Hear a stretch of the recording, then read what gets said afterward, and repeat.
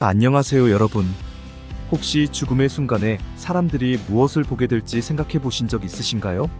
죽음은 우리 모두가 언젠가 마주해야 할 인생의 마지막 여정이지만 그 문턱에서 어떤 일들이 일어나는지는 여전히 미스터리로 남아 있습니다. 오늘은 사람들이 죽을 때 보는 9가지라는 주제로 죽음을 경험한 이들의 생생한 이야기와 성경의 진리를 통해 그 신비를 함께 풀어보려고 합니다. 이 영상을 끝까지 시청하시면 삶과 죽음에 대한 새로운 시각과 깊은 위로를 얻으실 수 있을 것입니다. 그럼 지금부터 저와 함께 그 놀라운 여정을 시작해 볼까요? 첫 번째로, 많은 사람들이 죽음의 문턱에서 사랑하는 이들의 모습을 본다고 합니다. 이미 세상을 떠난 가족이나 친구들이 미소 지으며 다가오는 모습을 본다는 증언이 많습니다. 이는 단순한 환상이 아니라 성경에서 약속한 천국에서의 재회를 암시하는 것일 수 있습니다. 요한복음 14장 2절에서 예수님은 내 아버지 집에는 거할 곳이 많도다. 내가 너희를 위하여 거처를 예비하러 가노니라고 말씀하셨습니다. 이 말씀은 우리가 죽음 이후에도 사랑하는 이들과 다시 만날 수 있다는 희망을 줍니다. 실제로 한 어머니는 임종 직전에 어린 시절 세상을 떠난 딸의 모습을 보았다고 합니다. 그 딸이 엄마, 이제 함께 가요라고 말하며 손을 내밀었다고 합니다. 이 이야기는 죽음이 끝이 아니라 새로운 만남의 시작임을 우리에게 알려줍니다. 두 번째로, 죽음을 앞둔 이들은 물질적 소유로부터의 해방을 느낍니다. 평생을 쫓아왔던 재물과 명예가 더 이상 중요하지 않게 됩니다. 디모데전서 6장 7절에서는 우리가 세상에 아무것도 가지고 온 것이 없으며 또한 아무것도 가지고 가지 못하리니라고 말합니다. 한 기업가는 임종을 앞두고 가족들에게 내가 쌓아온 모든 재산이 이제는 아무런 의미가 없구나. 진정 중요한 것은 사랑과 믿음이었다라고 고백했습니다. 이 순간 우리는 진정한 자유를 경험하게 됩니다. 물질에 얽매이지 않고 영혼의 가치를 깨닫게 되는 것이죠. 이는 우리에게 삶에서 무엇을 추구해야 하는지에 대한 깊은 깨달음을 줍니다. 세 번째로, 죽음을 경험한 많은 이들이 보고 느끼는 것은 자신의 몸을 위에서 내려다보는 경험입니다. 이 경험은 일반적으로 죽음 직후 발생하며 자신의 몸을 물리적으로 떠나서 위에서 내려다보는 것처럼 느낀다고 합니다. 이는 우리가 영적인 존재로서 몸을 떠나 새로운 차원으로 들어가는 것을 상징합니다. 성경에서도 인간은 단순한 육체가 아니라 영적 존재임을 강조합니다. 고린도후서 5장 1절은 땅에 있는 우리의 장막집이 무너지면 하나님께서 지으신 집, 곧 손으로 지은 것이 아니요 하늘에 있는 영원한 집이 우리에게 있는 줄 아나니고 말합니다. 이 구절은 우리가 죽음을 맞이할 때 새로운 영적 몸을 입고 하늘의 집으로 들어가게 된다는 것을 의미합니다. 한 여성은 수술 중 심장이 멈췄을 때 자신의 몸을 위에서 바라보며 의사들의 대화를 들었다고 합니다. 이후 그녀는 깨어나서 그때 들은 내용을 정확히 전했습니다. 이는 우리가 단순한 육체가 아닌 영적인 존재임을 깨닫게 합니다. 영혼의 비상을 통해 우리는 하나님과의 더 깊은 연결을 경험하게 됩니다.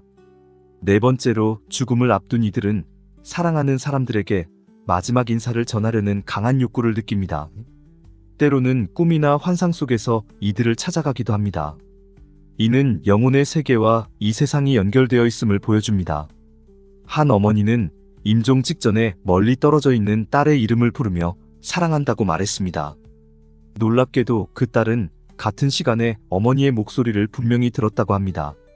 사랑은 죽음으로도 끊어지지 않는다는 사실은 우리에게 큰 위로를 줍니다. 성경에서도 이러한 영적 연결을 암시하는 구절들이 있습니다. 다섯 번째로, 죽음의 순간 자신의 인생을 영화처럼 되돌아보는 경험을 하는 사람들이 많습니다. 기쁨과 슬픔, 성공과 실패의 순간들을 다시 마주하게 됩니다. 성경에서도 우리는 하나님의 심판대 앞에서 우리의 삶을 되돌아보게 된다고 가르칩니다. 로마서 14장 12절은 이러므로 우리 각 사람이 자기 일을 하나님께 직고하리라고 말합니다. 이는 죽음 직후에 우리가 하나님 앞에서 우리의 삶을 회고하는 순간을 상징합니다. 이 경험을 통해 우리는 하나님께서 우리에게 주신 인생의 의미와 목적을 다시 한번 깨닫게 됩니다. 한 노인은 임종 직전에 내가 더 많은 사람들을 용서하고 사랑하지 못한 것이 후회된다고 말했습니다.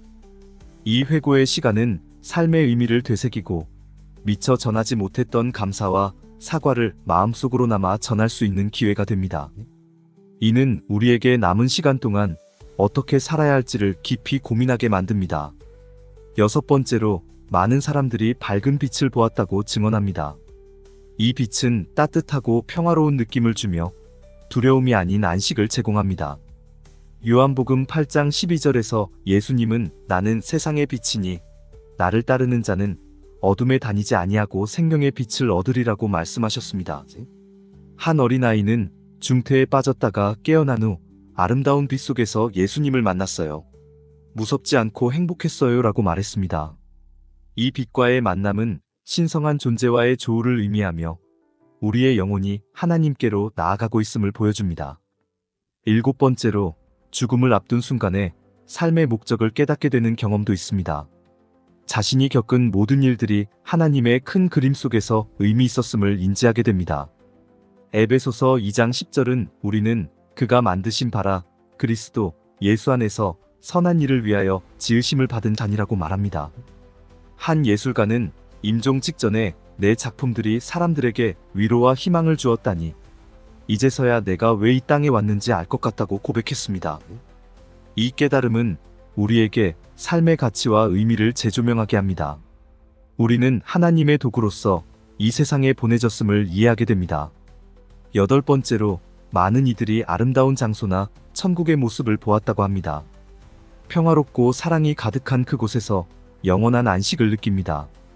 요한계시록 21장 4절에서는 모든 눈물을 그 눈에서 닦아주시니 다시는 사망이 없고 애통하는 것이나 곡하는 것이나 아픈 것이 다시 있지 아니하리니라고 말합니다. 한 여성은 임사체험 중에 꽃으로 가득한 들판과 맑은 시내를 보았다고 합니다. 그곳에서 느낀 평화와 기쁨은 말로 표현할 수 없었다고 합니다. 이 경험은 우리가 향할 영원한 안식처에 대한 희망을 줍니다.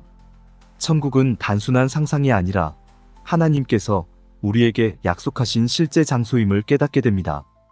마지막 아홉 번째로 하나님과 직접 만나는 경험을 한 사람들이 있습니다. 말로 표현할 수 없는 깊은 사랑과 평화를 느낀다고 합니다. 요한일서 4장 16절은 하나님은 사랑이시라고 선언합니다. 한 목사님은 임종 직전에 주님이 나를 부르신다. 나는 두렵지 않다. 오히려 기쁘다고 고백했습니다. 그의 얼굴은 평온하고 행복해 보였습니다. 이 만남은 우리의 영혼이 최종 목적지에 도달했음을 의미합니다. 하나님과의 만남은 사랑의 완성이며 우리의 모든 갈망이 채워지는 순간입니다. 오늘 우리는 사람들이 죽을 때 경험하는 9가지 현상을 통해 죽음의 신비를 살펴보았습니다. 죽음은 끝이 아닌 새로운 시작이며 하나님의 사랑과 계획 속에서 이루어지는 과정입니다. 우리는 모두 언젠가 이 길을 걷게 될 것입니다. 그러나 두려워할 필요는 없습니다. 하나님께서는 우리를 사랑하시며 영원한 안식처를 준비해 두셨기 때문입니다. 이제 삶을 살아가는 동안 더 많은 사랑을 나누고 하나님의 뜻을 따라 살아가기를 소망합니다. 여러분께 이 영상이 위로와 소망이 되었으면 구독과 좋아요 꼭 부탁드립니다. 오늘의 이야기를 통해 삶과 죽음에 대한 새로운 시각을 얻으셨다면 댓글로 토론하셨으면 좋겠습니다.